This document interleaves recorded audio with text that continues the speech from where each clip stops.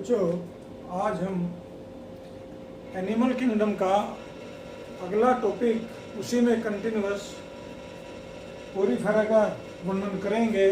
लेकिन पोरीफेरा लेने से पहले मैं आपको बता दूं कि एनिमल्स को हम दो कैटेगरी में बांटते हैं। जितने भी दुनिया में एनिमल्स हैं उन सबको हम मुंह के डेवलपमेंट के अनुसार दो कैटेगरी में बांटते हैं। पहला है प्रोटोस्टोम, दूसरा है ड्यूटोस्टोम। प्रोटोस्टोम का मतलब होता है जिनमें मुंह पहले बनता है। इसमें माउथ फॉर्म्स फर्स्ट, पहले मुंह बनता है। जो ब्लास्टोपोर है उससे मुंह बनता है। इसमें आर्थ्रोपोड, एनिलीड और इससे पहले हेलमिंथीज वगैरह जानवर आते हैं, वो सारे के सारे प्रोटोस्टोम कहलाते हैं। ड्यूटोस्टोम में मुंह बाद में बनता है। ब्लास्टोपोर से एनस बनता है। Mouth forms later, but blastopore forms anus. Blastopore से क्या बनेगा? एनस बनेगा। इसमें सारे कोर्डेट, रीढ़ की हड्डी वाले जितने भी जानवर हैं वो सारे के सारे, और इकाइनोडर्म आते हैं। इकाइनोडर्मेटा भी इसी में आएंगे। इकाइनोडर्म। तो एनिमल को हम दो कैटेगरी में बांटते हैं मुंह के डेवलपमेंट के अनुसार। एक प्रोटोस्टोम और दूसरे ड्यूटोस्टोम। प्रोटोस्टोम में मुंह पहले बनता है, ड्यूटोस्टोम में मुंह बाद में बनता है। Depending upon the formation of mouth the animals are of two types. कौन कौन से? प्रोटोस्टोम और ड्यूटोस्टोम। प्रोटोस्टोम में मुंह पहले बनता है, ब्लास्टोपोर से मुंह बनता है।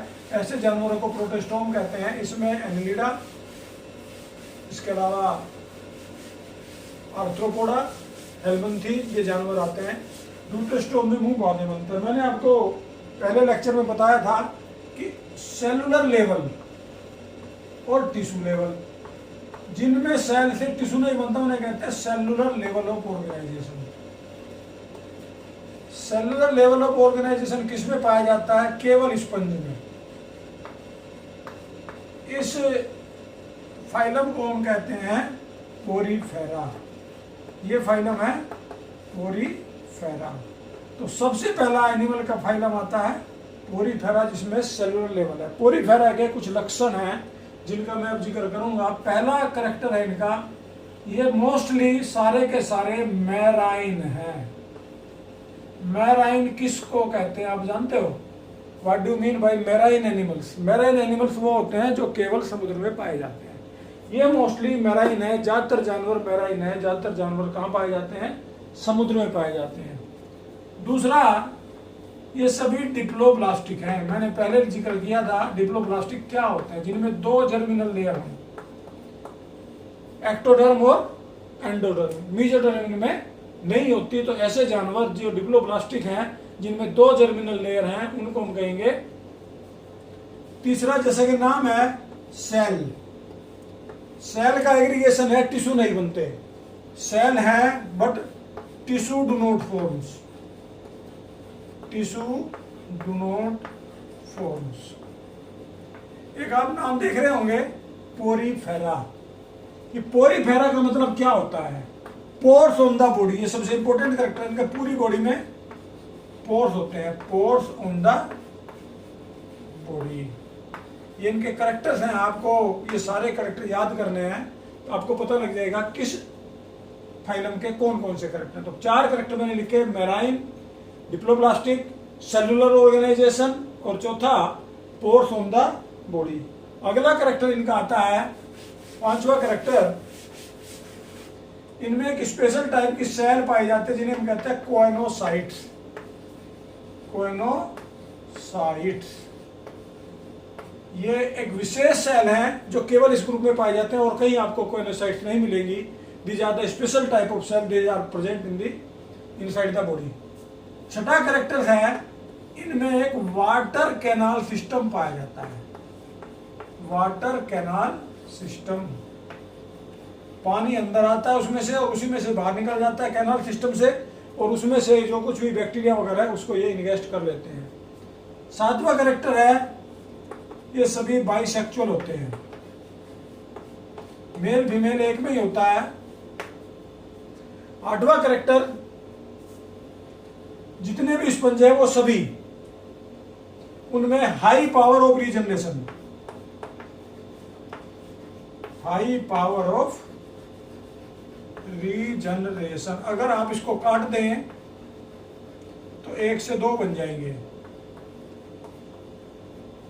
अगला करेक्टर, 9वां करेक्टर, इनके अंदर स्पिक्यूल पाए जाते हैं।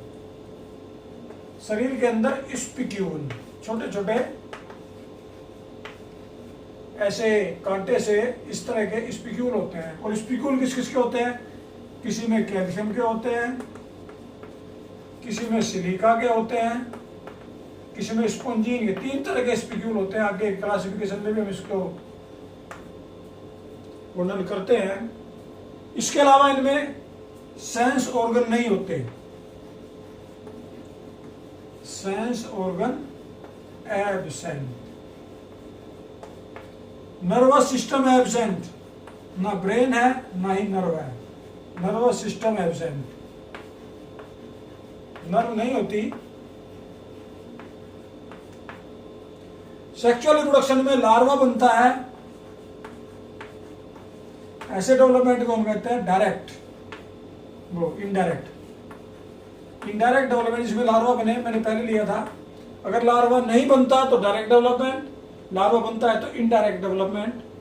इसके उदाहरण बहुत सारे उदाहरण हैं। जितने स्पंज है, कॉमन नाम हम इनका स्पंज बोलते हैं, सारे के सारे स्पंज इसी में आते हैं। कुछ नाम मैं बता देता हूं।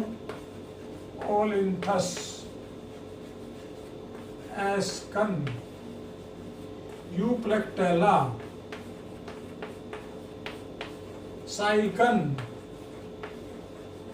यूस्पंजिया, ये सारे इसके उदाहरण हैं स्पंज के। ये था हमारा पहला फाइलम, सेलुलर लेवल ऑर्गेनाइजेशन से पाया जाता है पोरीफेरा। पोरीफेरा की लगभग 9000 के आसपास स्पीसीज पाई जाती है। Approximately 9000 species are present of phylum Porifera. इसके बाद अगला दूसरा हमारा आता है सेकेंड, अब टिश्यू एंड ऑर्गन लेवल। ये सेलुलर लेवल था, टिश्यू एंड ऑर्गन लेवल, जिनमें टिश्यू भी हो और ऑर्गन भी हो। इसको हम 2 कैटेगरी में बांटते हैं। पहला,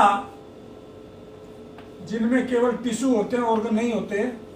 टिश्यू हैं, इनमें ऑर्गन भी है। जिनमें टिश्यू है वो पहले मैंने बताया था, 2 हैं फाइलम। पहला सिलेंट्रेटा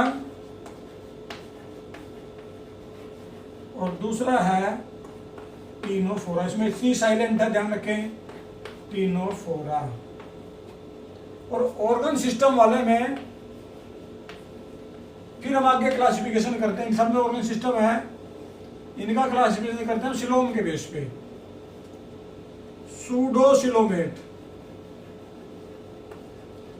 जिनमें सिलोम तो है लेकिन फॉल्स है, इसमें आएंगे प्लेटीहेल्मिन्थीज।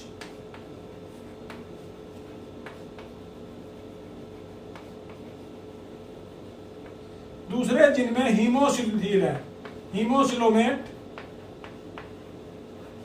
इसमें आएंगे एसके हेल्मिन्थीज या निमेटोडा, एसके हेल्मिन्थीज। और अगले आते हैं यूसिलोमेट, इसमें कई सारे ग्रुप आ जाते हैं। यूसिलोमेट में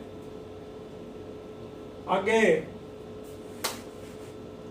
एनिलिडा है, मोलस्का है, इकाइनोडर्मेटा है, आर्थ्रोपोडा है, सारे कॉर्डेट हैं, वो सारे के सारे होते हैं यूसिलोमेट या ट्रूसिलोमेट। ट्रूसिलोमेट में, यूसिलोमेट में ये सारे आ जाते हैं।